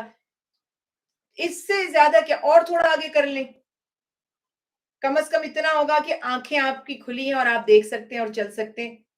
شیخ البانی کا رسول اللہ صلی اللہ علیہ وسلم کی تعلیمات سے، اصحاب کے اقوال سے بڑا اچھا فتویٰ ہے. حضرت اسما رضی اللہ تعالی عنہ رسول اللہ صلی اللہ علیہ وسلم سے ملاقات کے لیے آئیں. حضرت عائشہ صدیقہ رضی اللہ تعالیٰ عنہ فرماتی ہیں کہ آپ صلی اللہ علیہ وسلم نے رخ اپنا دوسری طرف فرما لیا اور پھر پوچھنے پہ بتایا کہ اے عائشہ، جب کوئی خاتون بالغ ہو جائیں تو انہیں چاہیے کہ اپنے چہرے اور ہاتھ اس کے سوا اپنے جسم کو چھپا لیا کریں. اور جہاں تک فیس ویل یا نقاب کی بات ہے تو عرب کا کلچر تھا، یہ مرد بھی نقاب لگاتے تھے، یہ کلچرلی لگاتے تھے، یہ تقوی کا سمبل نہیں تھا. مجھے کوئی پرواہ نہیں ہے کہ یہ بات کسی کو سمجھ آتی ہے کہ نہیں، جو سچ ہے وہ یہی ہے. ہزاروں ریفرنسز آپ کو ہسٹری میں سے ملتے ہیں ایک نقاب پوش آیا. کلچر تھا یہ عرب کا. حضرت یوسف علیہ السلام کے بارے میں کہ وہ اپنے چہرے کو چھپائے رکھتے تھے. ہاں، خواتین اس صورت میں اپنے چہرے کو چھپا لیں جب فتنے کا اندیشہ ہو، جہاں ایسے بد نظر بدبخت معاشرے میں لوگ ہوں کہ پتہ ہے کہ گندی نظریں ان کی ہماری آنکھیں ہمارے منہ پہ پڑیں گی، نیگیٹو انرجی پھینکیں گے اور کڈنیپ ہی نہ کر لیں یا کچھ اور نقصان نہ پہنچا دیں، تو وہاں چھپ کے بیٹھ جائیں ان سے. بس یہ کر سکتے ہیں. باقی ایک نارمل لائف میں آپ اپنے جسم کو چھپائیں، سینوں کو چھپائیں جو زینت کا اظہار ہوتا ہے، اس کا حکم دیا گیا. اب یہاں ہیڈ اسکارف لے رہے ہیں، نقاب لگا رہے ہیں اور سینے کھلے ہوئے. دین کا جو تصور ہے وہی فنا کر کے رکھ دیا. تو اس وجہ سے یہاں پہ واضح بیان فرما دیا گیا اور سبب بھی پھر یہ بتا دیا کہ منافقین اور فاسقین جن کے دلوں میں عداوت مصطفیٰ کا روگ ہے، مدینے میں جھوٹی افواہیں پھیلانے والوں کو بھی پھر خبردار کیا جا رہا ہے کہ کس طرح کی وہ شیطانیاں کرتے ہیں. اگر وہ اپنی حرکتوں سے باز نہ آئے تو انہیں مدینے میں رہنے نہیں دیا جائے گا. یہ لوگ لعنت کے مستحق ہیں، جہاں بھی پائے جائیں ان کو سزا دی جائے. اور پھر 67 آیت میں فرمایا فسق و فجور اور گمراہی کو اختیار کرنے والے اور ان کے جو لیڈرز ہوں گے قیامت کے دن ایک دوسرے کے خلاف سلطانی گواہ بن جائیں گے. وہ کہیں گے اس نے ہمیں گمراہ کیا، وہ کہیں گے اس نے خود گناہ کیا. پھر اہل ایمان اور تقوی کو اللہ سبحانہ وتعالیٰ فرما رہے ہیں کہ سیدھی اور کھری بات کرو اور اپنے اعمال کو درست رکھو اور اپنے اعمال کی جزا گناہوں کی مغفرت. اور بڑی وہی والی بتا دی کہ جو ایسا کرے گا اس کو جو جزا ملے گی وہ اس کے گناہوں کی مغفرت کی صورت میں بہت بڑی کامیابی نصیب ہوگی. اس کے بعد سورہ سبا ہے، بسم اللہ الرحمن الرحیم. سورہ سبا کا بھی اس میں اچھا، اس کے علاوہ یہاں پہ ہم نے اور بھی بات کی تھی، سوری ایک پوائنٹ میں نے مس کر دیا کہ سورت کے اینڈ پر اللہ سبحانہ وتعالیٰ نے جو فرائض اور واجبات اور احکامات ہیں ان کی اہمیت بھی بیان فرمائی اور فرمائی یہ احکام اس امانت کا حصہ ہے جو اللہ نے اپنے بندوں کو سونپی. آسمانوں اور زمینوں پر یہ احکامات، یہ امانت پیش کی گئی. آسمانوں اور زمینوں نے اس امانت کا بوجھ اٹھانے سے عاجزی ظاہر کر دی کیونکہ ان کے اندر یہ بوجھ اٹھانے کی صلاحیت نہیں تھی. تو یہ بوجھ کس نے اٹھایا؟ انسان نے. تو ایک جنرلائز بات کی جا رہی ہے کہ چونکہ اللہ تعالیٰ نے انسان کو عقل و فکر اور خیر و شر میں امتیاز کرنے کی، ڈفرنس کرنے کی تمیز عطا کی ہے، تو اس نے اس بوجھ کو اٹھا لیا، لیکن بوجھ تو اٹھا لیا مگر حق ادا نہیں کر سکا. تو یہ بات جنرل ایک ویسے کی جاتی ہے کہ انسان اقرار تو کرتا ہے اللہ کی اطاعت کا مگر پھر عمل کی بات آتی ہے تو بھول جاتا ہے. پھر سورہ سبا ہے، بسم اللہ الرحمن الرحیم. سورہ سبا مکی سورت ہے اور مصحف کی ترتیب کے اعتبار سے 34، جبکہ قرآن کی جو نزولی ترتیب ہے اس کے اعتبار سے 58 یہ جو ہے سورہ ہے. اس سورت میں سبا کا ذکر ہے جو یمن کے ایک علاقے کا نام تھا، جسے کہتے ہیں نا ملک سبا، وہ علاقہ جو تھا سبا. اس لیے سورت کو اسی نام سے موسوم کیا گیا ہے۔ اس سورت میں بھی توحید کی، رسالت کی، موت کے بعد کی زندگی کی بات کی گئی ہے، اور مرنے کے بعد جو حیات ہے اس پر ایمفسائز کیا گیا ہے۔ حضرت داؤد و سلیمان علیہ السلام اور اہل سبا کو جو اللہ نے نعمت عطا فرمائی تھی ان کا تذکرہ کیا جا رہا ہے۔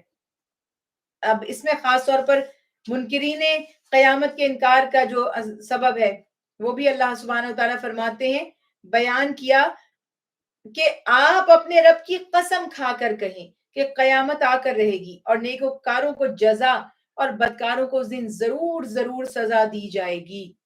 قسم کھانے سے مجھے یاد آیا کہ قسم آپ صرف اللہ کی کھا سکتے ہیں، جیسے کہتے ہیں نا رب کعبہ، کسی انسان کی قسم آپ نہیں کھا سکتے، بلکہ اس کو بعض موقعوں پر تو شرک تک قرار دیا گیا کسی اور کی قسم کھانے کو۔ تو قسم جو ہے اللہ کی ہے اور کسی چیز کی نہیں۔ رزق کی قسم، تمہاری قسم، اس کی قسم، اس کی قسم۔ اکثر تو لوگ بڑی چالاکی کرتے ہیں، جب جھوٹی قسمیں کھانی ہوتی ہیں، تمہارے سر کی قسم، تو ان کا کانسیپٹ یہ ہوتا ہے کہ اپنے سر کی کھاؤں گا تو کہ مجھے کچھ ہو نہ جائے۔ تو بہرحال بات سے بات نکلتی آتی ہے تو میں کچھ پوائنٹس ہائی لائٹ کر دیتی ہوں۔ کہنے کا مقصد یہ تھا کہ جھوٹی قسمیں کھانا بہت بڑا وبال بن سکتا ہے، اور قسم آپ کھائیں تو سوچ سمجھ کے، اور اللہ تعالیٰ کی قسم اٹھانا، کھانا ایک خیر وہ بھی ایک ہم قسم کھانا ہی ہم بول دیتے ہیں، قسم اٹھانا یا اگر آپ ایسا اقرار کرتے ہیں تو اس پر اللہ سبحانہ و تعالیٰ ارشاد فرماتے ہیں کہ اپنے رب کی قسم آپ کہیے کہ قیامت ضرور ضرور قائم ہوگی، اللہ نے بے سبب تھوڑی یہ دنیا بنائی ہے۔ اس کے بعد 9 آیت مبارکہ میں جو اسلام کے اور رسول اللہ صلی اللہ علیہ وسلم کے دشمن ہیں ان کے لیے عبرتناک عذاب کی خبر دی گئی۔ 10ویں آیت سے حضرت داؤد علیہ السلام کے معجزات کا ذکر کہ ان کو یہ معجزہ دیا گیا تھا کہ پہاڑ اور پرندے ان کے ساتھ تسبیح کرتے تھے۔ لہن داؤدی، خوبصورت آواز جس میں ترنم ہو، جس میں سر ہو، اچھی لگتی ہے، آواز ایسی ہو جو دل کو چھو جائے۔ اور میری یہ بڑی طلب ہے، میرا یہ سجیشن ہے، میری یہ خواہش ہے، میں تو خیر ایک معمولی ہستی ہوں، لیکن مجھے یہ پتا ہے کہ کوئی ایک شخص سوچتا ہے تو آگے بات پھیلتی ہے۔ میرے دل میں یہ بڑی خواہش ہے کہ یہ جو ہماری مساجد ہیں، یہاں پر جو اذانیں دینے والے مؤذن ہیں، نماز پڑھانے والے قاری حضرات ہیں، امام ہیں، اور سب سے بڑھ کر میں مؤذن کی بات ان کنٹریز میں اسپیشلی جہاں لاؤڈ سپیکر یوز کیے جاتے ہیں اذانیں دینے کے لیے، میری یہ بڑی میرا کنسرن ہے کہ ان مساجد میں ایسے لوگوں کو اذانیں دینے کے لیے منتخب کرنا چاہیے جن کی آوازیں خوبصورت ہوں، ایسی آوازیں جو دل کو چھوئیں اور آپ اللہ کی یاد کی طرف لپکیں اور تڑپ آپ میں پیدا ہو جائے۔ اور یہ ورک کرتا ہے، اس کا فائدہ ہوتا ہے، بجائے اس کے کہ بے سر استغفر اللہ، اللہ مجھے معاف کرے، لیکن بس کوئی تمیز نہیں، کوئی شوق نہیں، کوئی جستجو نہیں، کوئی کوشش نہیں، بس عجیب عجیب انداز سے اذانے کے وہ لاؤڈ سپیکر بھی اتنے کہ کانوں کا لگتا ہے کہ پردے پھٹ جائیں گے، جبکہ شرعاً لاؤڈ سپیکر یا اتنی والیوم آواز کا کرنا بھی جائز نہیں ہے۔ تو کہنے کا مقصد یہ تھا کہ خوبصورتی اللہ تعالیٰ نے کیوں حکم دیا کہ اپنی آوازوں کو سنوارو قرآن کی تلاوت کے لیے، کیوں رسول اللہ صلی اللہ علیہ وسلم لہن داؤدی میں قرآن پاک کو سننا پسند فرماتے تھے؟ آپ اپنے اصحاب سے کہتے تھے مجھے قرآن سناؤ، وہ کہتے تھے یا اللہ ہم آپ کو قرآن سنائیں، آپ پر تو قرآن نازل ہوا، آپ نے فرمایا مجھے اچھا لگتا ہے جب میں تم سے سنتا ہوں۔ تو یہ بھی اس پہ بھی کام ہونا چاہیے کہ مساجد میں اور جو قاری اور امام ہیں ان کی بہترین تربیت کی جائے اور ٹرین کیا جائے، یعنی کہ جس کا منہ اٹھائے، جو ٹھیک ہے بھائی سب کی محبت ہے اور جذبہ ہے، لیکن یہ بڑا سینسٹیو ایشو ہے، اس سے آپ جب اذان دیں لوگوں کو دین کے قریب کرنے والی اسٹریٹجی بنائیں، دور کرنے والی نہیں۔ اور یہی بات تھی کہ اللہ نے حضرت داؤد علیہ السلام کو خوبصورتی جو آواز میں عطا کی تھی، اس کی وجہ سے جب آپ تلاوت فرماتے تھے تو پہاڑ بھی مسخر ہو جاتے تھے، پرندے بھی سننے لگتے تھے، جھوم اٹھتے تھے اس تسبیح کو سن کر، اور لوہا آپ کے ہاتھ میں نرم کر دیا جاتا تھا، اس سے وہ زریں، یہ جو بلٹ پروف اور آرمر وغیرہ بنتے ہیں یہ بنائے کرتے تھے، اور باندھنے کے لیے ان میں کڑیاں ڈالتے تھے۔ اسی طرح سلیمان علیہ السلام کی معجزات کا تذکرہ کیا، تیز ہوا، آپ ذرا یہ سوچیں، امیجن کریں ان کے تخت کو تیز ہوا، آج آپ جہاز کی بات کر رہے ہیں، ہیلی کاپٹر ہے اور یہ جو ہے ایروپلین وغیرہ کی، سلیمان علیہ السلام کے زمانے میں ایک تخت پر وہ بیٹھتے تھے، تھاؤزنڈز آف مائل کا جو سفر ہے منٹوں میں کر لیا کرتے تھے. یہ اللہ کی شان آپ دیکھیں. اور فرمایا ان کے لیے پگھلے ہوئے تانبے کا چشمہ جاری کر دیا گیا. اللہ کے اذن سے جنات ان کے حکم کو بجا لانے کے پابند تھے. جنات کا بھی جو مروجہ کانسیپٹ ہمارے دل و دماغ میں ہے، قرآن اور حدیث سے ویسا نہیں ملتا. ہر کام میں سے کاروباری لوگ اپنا ٹویسٹ کر کے نکال لیتے ہیں نا معاملہ. تو جو جنات کا نظریہ ہمارے ہاں پایا جاتا ہے، قرآن پاک اور حدیث میں اس سے بہت ہی مختلف ہے. جنات بھی ایک مخلوق ہے، ہمیں نظر نہیں آتی، غیر مرئی مخلوق ہے. جیسے ہمیں جراثیم نظر نہیں آتے، جیسے ہمیں وائرسز نظر نہیں آتے، وہ بیمار کرتے تو پتہ چلتا ہے کہ وائرس ہے. ڈاکٹر کہتا ہے نا وائرل ہے، وائرس لگا ہے، دیکھا تھا لگتے ہوئے آپ نے، آپ کو نظر آ گیا تھا کہ لگا ہے مجھے، مگر ہے. تو اسی طرح سے جنات بھی ہوتے ہیں سوسائٹی میں، ہمارے اطراف میں، اللہ کی مخلوق ہے. لیکن جنات ہمیں قابو نہیں کر سکتے، انسان جنات کو قابو کر سکتا ہے. جنات صرف وسوسہ ڈال سکتے ہیں، صرف پریشان کر سکتے ہیں، ہمیں کنٹرول نہیں کر سکتے، ہم سے کام نہیں کروا سکتے. الٹا انسان انہیں قابو کر سکتا ہے. اور یہ جو میں عرض کر رہی ہوں بات، یہ قرآن اور حدیث کی روشنی میں کر رہی ہوں. اور جو آپ کو بتاتے ہیں نا جنہوں نے اس کو قابو کر لیا، وہ ہیں جو قرآن اور حدیث سے بات نہیں کرتے، بلکہ سنی سنائی باتیں کرتے ہیں. اور ظاہر ہے کہ ایک بڑا مافیا ہے جس کا کاروبار چل رہا ہے، تو ان کی ظاہر ہے کہ ایک کانفلکٹ آف انٹرسٹ ہے، تو وہ تو نہیں کبھی بھی ان باتوں کو مانیں گے. تو اس طرح سے اللہ تعالیٰ فرماتے ہیں کہ جنات بڑے بڑے قلعے اور ٹاورز، مجسمے، حوضوں کے برابر ٹب اور چولہوں پر جمی ہوئی دیگیں بنایا کرتے تھے. ان تمام نعمتوں کا ذکر فرمانے کے لیے اللہ کرنے کے بعد اللہ تعالیٰ فرماتے ہیں آل داؤد شکر کرو، اور میرے بہت کم بندے ہیں جو شکر گزاری کرتے ہیں. ذرا دیکھیں تو صحیح اللہ نے کیا کیا نعمتیں عطا کی ہیں، کیا کیا سہولتیں عطا کی ہیں، کیا کیا اس کی عنایتیں ہیں ہمارے اوپر. تو شکر اس طرح سے، جتنی دفعہ میں سانس لیتی ہوں، جتنی دفعہ میری ہارٹ بیٹ ہوتی ہے، مجھے تو ایک دن میں لاکھوں دفعہ شکر کرنے کی ضرورت ہے. لاکھوں تو دور کی بات ہے، ہم تو آئی تھنک 100 ٹائمز بھی نہیں کر پاتے. تو اسی طرح سے اللہ تعالیٰ فرما رہے ہیں میرے بندوں میں سے بہت کم ہے جو شکر گزار ہیں. پھر جنات سلیمان علیہ السلام کے حکم سے تعمیرات میں مصروف تھے. تو ایک کرسٹل جو ہے وہ کیبن میں آپ تشریف فرما ہو گئے سلیمان علیہ السلام، اور وہیں پر ان کی روح پرواز کر گئی. تو وہ بات یہاں بتائی جا رہی ہے کہ ان کی قضائے الہی سے ان کی وفات ہو گئی، مگر جنات کو ان کی وفات کا تب پتا چلا جب وہ یوں ایک لاٹھی اسٹک جو تھی اس طرح اس پہ سہارے پر بیٹھے تھے. تو جب وہ ان کی لاٹھی کو دیمک نے کھا لیا تو پھر انہیں وہ لاٹھی گر گئی. تو سلیمان علیہ السلام کا جو جسم مبارک تھا جس پر وہ ٹیک لگائے ہوئے تھے، اندر سے جب وہ اس نے چاٹ لیا دیمک نے تو گر گئے. اس وقت جنات افسوس کرنے لگے تھے کہ یہ بات کیوں اللہ نے بیان کی کہ تم یہ سوچتے ہو جنات کو غیب کا علم ہے. وہ یہ کہتے ہیں میرے پاس موکل ہیں جی، جنات ہیں، وہ مجھے بتا دیں گے کس کا کیا معاملہ ہے کیا نہیں. یہ سارے بے وقوف بنانے والی ڈھونگیوں والی باتیں.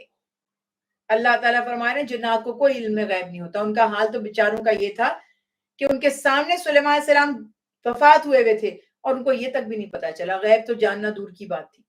یعنی ایک وہ ڈیڈ اور الائیو میں فرق نہیں کر سکتے. تو یہ اللہ نے دکھایا، ورنہ یہ سارا ہونے کی ضرورت کیا تھی. پھر وہ کہتے کاش ہمیں پتا ہوتا یہ مشقت، یعنی ہم مزدوری پہ لگے رہے خام خواہ ڈر کر، ہم یہ کوشش ہی نہ کرتے. اگر ہمیں پتا چل جاتا کہ سلیمان علیہ السلام جو ہیں وہ ان کی جو روح ہے وہ پرواز کر چکی ہے. اس کے بعد پھر یہاں پر ایک جو خاص پھر بات کی جا رہی ہے، آگے معاملات آئے کہ ایک بار پھر ملکہ سبا کے باغ، یعنی کہ وہی بات سبا کے باغات اور ان پر جو تیز سیلاب اور اس کی تباہ کاریاں، اس کا تذکرہ کیا جا رہا ہے آیت مبارکہ 15 میں. پھر 23 میں 22 میں مشرکین کے باطل معبودوں کی بے بسی کا ذکر ہے کہ اللہ تعالیٰ کے حضور اس کے اذن کے بغیر کسی کو مجال شفاعت نہیں. مشرک یہ گمان کرتے تھے کہ ہمارے بت جن کی ہم عبادت کرتے ہیں، ان کو راضی کرنے کے لیے انہیں چڑھاوے چڑھاتے ہیں اور خدمت کرتے ہیں، قیامت کے دن کہ ہمیں اللہ تعالیٰ سے بچائیں گے اور ہماری سفارش کریں گے. تو اللہ تعالیٰ فرما رہے اللہ سے سفارش تو بس وہی کرے گا جس کو اذن ملے گا. یہاں پہ بھی کچھ ہمارے مسلمانوں میں یہ غلط فہمی پائی گئی کہ وہ ٹوٹلی شفاعت کے قائل ہی نہیں. وہ کہتے ہیں نہیں اپنا عمل ہے بس, کوئی کسی کی سفارش نہیں کرے گا. جبکہ قرآن پاک میں یہ بتایا جا رہا ہے کہ اپنا عمل تو لازم ہے, اس کے بعد ایک دوسرا آپشن یہ بھی ہے عمل کے بعد کہ سفارشیں بھی ہوں گی. اللہ تعالیٰ کے پیارے محبوب نوازے ہوئے بندے اس لائق ہوں گے قیامت کے دن کہ وہ سفارش کر سکیں جس کی چاہیں. ظاہر ہے وہ جس کی چاہیں کا مطلب یہی ہے کہ وہ کس کی سفارش کریں گے, کسی ظالم کی تو نہیں کریں گے, کسی فاسق کی تو نہیں کریں گے, کسی بدکار بے ایمان کی سفارش تو نہیں کریں گے جو جان بوجھ کے گناہ کرتا گیا, جس سے کوتاہیاں ہوئیں, لغزشیں ہوئیں, مگر وہ نبیوں کا ماننے والا تھا. اور کنکلوژن یہ ہے کہ سب سے بڑھ کر جو اذن شفاعت دیا جائے گا وہ رسول اللہ صلی اللہ علیہ وسلم کو دیا جائے گا. تو اس لیے اللہ تعالیٰ فرما رہے ہیں کہ اللہ کی اجازت کے بغیر تو وہاں کوئی سفارش نہیں کر سکے گا. پھر 28 آیت میں نبی کریم صلی اللہ علیہ وسلم کی عام رسالت کا تذکرہ کہ آپ کسی ایک خطے, کسی ایک شہر, کسی ایک ملک, کسی ایک جینڈر یا کسی ایک ایرا, کسی ایک وقت کے لیے نبی بنا کر نہیں بھیجے گئے. آپ قیامت تک کے تمام لوگوں, تمام انسانوں, سب کے لیے نبی اور رسول بنا کر بھیجے گئے. یہ والا معاملہ یہاں پر بہت بڑی بات اور اہم معاملات آ گئے.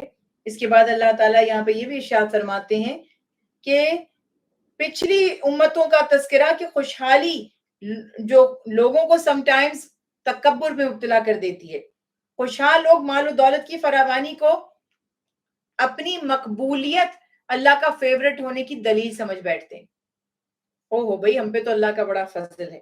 اللہ نے فرمایا کہ اس کا قرب مال و دولت کی فراوانی سے نہیں ملتا. شداد کے پاس بھی دولت بہت تھی, حمان, فرعون, قارون, نمرود, قیصر و کسریٰ, ہزاروں واقعات ہو چکے. فرمایا کہ دولت کی فراوانی نہیں بلکہ ایمان اور اعمال صالحہ کی دولت جس کے پاس ہے اس سے اللہ تعالیٰ کی طرف سے فضیلت حاصل ہے. ان اکرمکم عند اللہ اتقاکم, اللہ تعالیٰ فرمانے تم میں بزرگی والا, تم میں سپیریئر اللہ کی نگاہ قدرت میں وہ ہے جو تم میں عمل میں زیادہ اور تقوی میں زیادہ ہے. پھر رزق کی کشادگی یا تنگی کا تعلق کسی کی فضیلت یا بے توقیری سے نہیں ہے بلکہ اللہ تعالیٰ کی حکمت ہے. بڑے پیاری حدیث مبارک ہے, ایک بڑے فقیروں کی جماعت جا رہی تھی, اس سے پہلے صاحب حیثیت کوئی بندہ جا رہا تھا. لوگوں نے کہا یہ امت کا اشرف ہے, یہ بڑا ہی معتبر ہے, یہ کسی کی سفارش کرے گا تو لوگ مانیں گے, رشتے کا پیغام بھیجے گا, نکاح کا تو لوگ قبول کریں گے. اور جو فقراء لگ رہے تھے دیکھنے میں بالکل فقیروں جیسے, درویشوں جیسے, تو آپ صلی اللہ علیہ وسلم نے فرمایا ان کے بارے میں تمہارا کیا گمان ہے؟ تو انہوں نے کہا یا رسول اللہ صلی اللہ علیہ وسلم یہ تو کوئی فقیر لگتے ہیں, یہ فقیر لگتا ہے, اگر یہ سفارش کرے گا کوئی اس کی سفارش پہ توجہ نہیں دے گا, اگر یہ نکاح کا پیغام بھیجے گا تو کوئی اس کو قبول نہیں کرے گا. آپ نے فرمایا اللہ کی قسم جو پہلے گیا ہے جس کو تم معزز سمجھتے ہو, اگر زمین اس جیسوں سے بھر بھی جائے تو اس کے مقام تک نہیں پہنچ سکتے. جو درویش لگ رہا ہے, جو فقیر لگ رہا ہے, آج تو ہم اسی طرح جج کر رہے ہیں نا فائنینشل سٹیٹس سے, کون کتنا پہنچا ہوا ہے, لیکن اللہ تعالیٰ کے ہاں معاملات بالکل مختلف ہیں. پھر اللہ تعالیٰ کے فرشتوں سے سوال کہ کیا یہ لوگ تمہاری عبادت کرتے تھے؟ یہ بھی دیکھیں امتحان ہے نا اللہ تعالیٰ کا, کیسے کیسے امتحانات ہیں. اللہ تعالیٰ فرما رہے کہ جنہوں نے فرشتوں کو خدا کی بیٹیاں بنا لیا, عبادت میں لگ گئے, ان کے سامنے فرشتوں کو حاضر کیا جائے گا. اور اللہ تعالیٰ, اچھا یہ کہ معاذ اللہ, اللہ کو معلوم نہیں ہے, پوچھنے کی کیا ضرورت ہے, لیکن یہ ابھی ہمیں سمجھایا جا رہا ہے کہ یہ صورتحال ہوگی, تمہیں روبرو کر دیا جائے گا, تمہیں ایک دوسرے کے آمنے سامنے کر دیا جائے گا, تو پھر تم کیا کرو گے؟ تو بتایا کہ فرشتوں سے سوال کیا جائے گا یہ لوگ تمہاری عبادت کرتے تھے, اور فرشتوں کا اللہ تعالیٰ کی تسبیح بیان کرتے ہوئے اس کی بندگی کے اظہار کا ذکر کیا جا رہا ہے. یا اللہ ہم تو آپ کی تسبیح بیان کرتے ہیں اور ہم نے تو کبھی کسی سے نہیں کہا کہ ہمیں پوجنے لگو.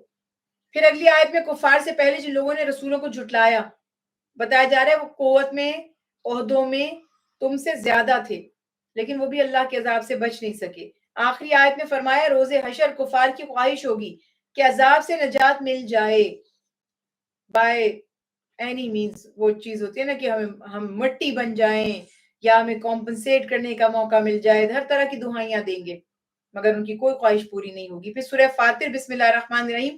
سورہ فاطر مکی صورت ہے اور مصحف کی ترتیب کے اعتبار سے 35 اور نزول کے اعتبار سے 43 سورہ ہے. اس کی پہلی آیت میں اللہ کی صفت فاطر یعنی پیدا کرنے والا بیان کیا گیا, اسی لیے سورت کا نام فاطر ہے. اور اس سورت میں اللہ تعالیٰ کی وحدانیت کا ثبوت, فرشتوں کا جو اور جنات کا تذکرہ, اللہ تعالیٰ کی وحدانیت کے لیے وہ جو بات ہے کہ جنہوں نے جنات کو اور فرشتوں کو اللہ کی قدرت اور اس کی مخلوق سمجھنے کے بجائے خود ہی معاذ اللہ خدا بنا لیا, ان کا رد یہاں پر کیا جا رہا ہے کہ جن مشرکین نے خود ساختہ اپنے رب بنا لیے ہیں. اس کے بعد پھر اس صورت میں توحید کا, اس کے وجود باری توحید باری تعالیٰ کے دلائل دیے گئے.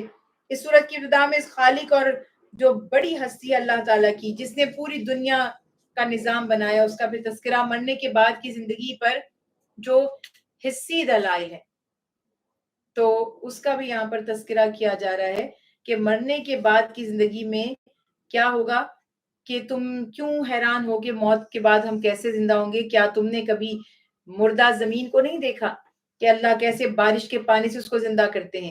کیا تم نے رات اور دن کو نہیں دیکھا کہ کس طرح رات غائب ہو جاتی ہے, ہر طرف روشنی چھا جاتی ہے اور روشنی چلی جاتی ہے, ہر طرف تاریکی ہو جاتی ہے.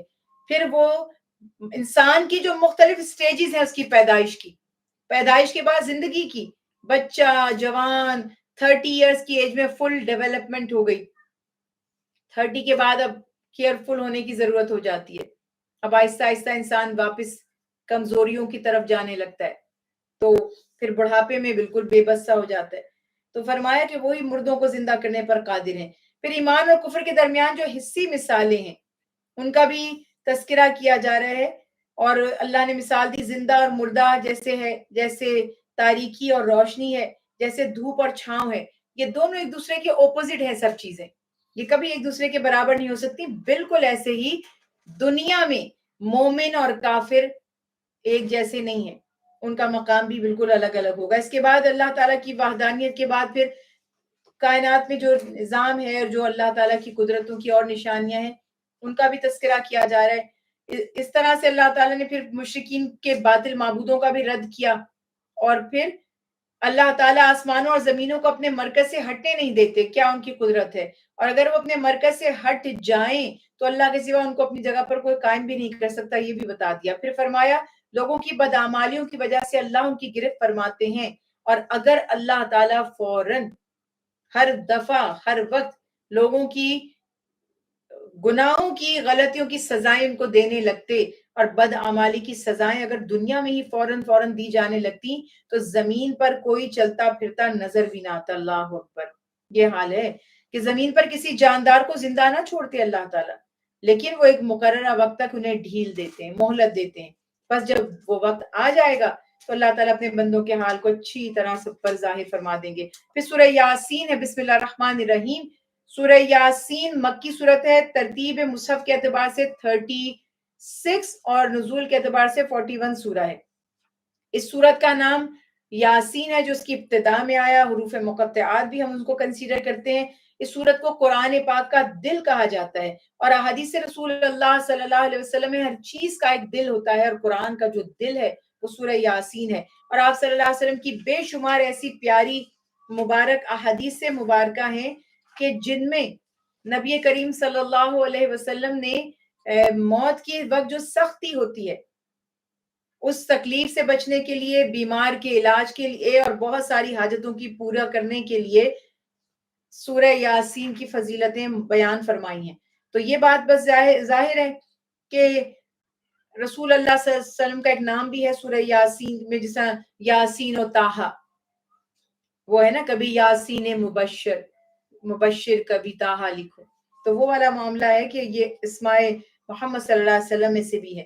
تو پھر جب آپ غور کرتے ہیں کہ کیا اس میں ایسے مضامین ہیں جن کی وجہ سے سورت کی اتنی فضیلت ہے, حدیث مبارکہ ہے جو وفات پا جاتے ہیں ان کے لیے بھی ایک روایت ہے کہ قبر پر کسی کو عذاب ہو رہا تھا، اس کا بیٹا سورہ یاسین کی تلاوت کر رہا تھا قبر پر، تو آپ نے اپنے صحاب کو مخاطب کر کے فرمایا کہ جب تک یہ نوجوان قبر پر سورہ یاسین پڑھ رہا تھا قبر والے پر سے عذاب رکا ہوا تھا۔ تو بہرحال آج تو ہم اس فتنے کے دور میں کہ وہ کہیں گے لو جی پڑھنا چاہیے کہ نہیں پڑھنا چاہیے، یعنی کوئی یہ نہیں پوچھے گا ماں باپ وفات پا گئے، ان کا قرض تو نہیں تھا، وہ دینا چاہیے کہ نہیں، ان کے روزے جو تھے ان کا فدیہ دینا چاہیے کہ نہیں، ان کی کوتاہی نہیں، یہ ضرور کہہ دیں گے کہ ہمیں بتا دیا گیا ہے کہ پڑھنا نہیں چاہیے۔ تو اس وجہ سے خود ہی اپنی زندگی میں ہی جو عمل کر لیں وہی اچھا ہے، کیونکہ اللہ جانے کے بعد میں کون ہمیں اتنی توجہ دے گا اور ہمارے لیے مغفرت کی دعا بھی کرے گا کہ نہیں۔ اس کے بعد اللہ تعالیٰ وہی بات ہے کہ حدیث میں اس کو مغفرت اور قضاء حاجات اور آسانی، زندگی میں ہر معاملے میں آسانی کا سبب قرار دیا گیا۔ اس صورت کے شروع میں نزول قرآن پاک کا مقصد بتایا گیا کہ غافل لوگوں کو اللہ کے عذاب سے خبردار کرنا، ان پر حق کی حجت کو تمام کرنا ہے۔ لیکن کچھ سرکش لوگ ایسے ہیں جن پر دعوت حق اثر نہیں ڈالتی، بیریئرز ہیں، لاک کر لیا ہے انہوں نے اپنی پیورٹی کو، اپنی انوسنس کو، اپنی فطرت جو سلیمہ تھی اس کو انہوں نے مسخ کر دیا ہے۔ اب حق کی بات ان کے دل تک نہیں پہنچ پاتی، حق ان کے کانوں سے اندر داخل نہیں ہو پاتا۔ کبھی کبھی ایسا ہوتا ہے آپ کے ساتھ کہ کوئی بول رہا ہوتا ہے آواز ہی نہیں آ رہی ہوتی، کبھی ہم بہت شدید کسی کام میں مصروف ہوتے ہیں، کبھی ہم بہت ہی زیادہ فوکس کر رہے ہوتے ہیں کسی چیز پر، بندہ بول کے چلا جاتے ہیں اچھا ہوتے میں تو آپ سے کہہ کے کہ اچھا ہم نے تو سنا ہی نہیں۔ تو بات یہ ہے کہ کان تو وہی ہے مگر وہ بات کان کے اندر داخل نہیں ہوئی، دماغ تک نہیں پہنچی، کیونکہ ہم نے پہلے سے لاک کر لیا تھا اپنے کانوں کو۔ تو جو دلوں کو قفل لگا لیتے ہیں تو حق کا نور اس دل میں پھر داخل نہیں ہو سکتا، اسی لیے فرمایا حق سب پر اثر نہیں ڈالتا۔ یہ قرآن کی تاثیر ہے جس سے عمر فاروق ایمان لائے، اور اتنا مشرک ڈرتے تھے کہ قرآن سن کے لوگ ایمان لے آئیں گے تو شور کرتے تھے، اپنے کانوں کو بند کر لیا کرتے تھے۔ تو اس کے بعد پھر فرما دیا کچھ سرکش لوگ ایسے ہیں جن پر دعوت حق اثر نہیں ڈالتی، دعوت حق انہی پر اثر ڈالتی ہے جو نصیحت کو قبول کرنا چاہیں اور جن کے دلوں میں اللہ کا ڈر ہو۔ تقوی، التقوی ہا ہونا، اللہ کے نبی نے فرمایا یہاں ہے تقوی، دل مرکز ہے۔ اگر دل کنیکٹڈ نہیں ہے تو کچھ فائدہ نہیں ہے۔ پلگ ہی نہیں کیا آپ نے، آپ کو مشین لگاتے ہیں آپ نے سوئچ تو آن ہی نہیں کیا، لگاتے رہے دباتے رہے سارے بٹن سسٹم پہ، آپ نے سسٹم تو اسٹارٹ ہی نہیں کیا، کنیکٹ تو کریں۔ تو دل کو ایمان سے کنیکٹ کریں گے جب اللہ کے، تو ہدایت خود بخود داخل ہوتی چلی جائے گی اور سارا فنکشن ٹھیک ہوتا چلا جائے گا، اسی کی بنیاد پر سارے معاملات ٹھیک ہو جائیں گے۔ بس کنیکشن اسٹرانگ ہونا ضروری ہے، کنیکشن ہوگا تو چھوٹی موٹی چیزیں جو ہیں وہ پھر بھی ایڈجسٹ ہو جاتی ہیں، اور کنیکشن ہی ہوگا تو کوئی چیز نفع نہیں دے سکتی۔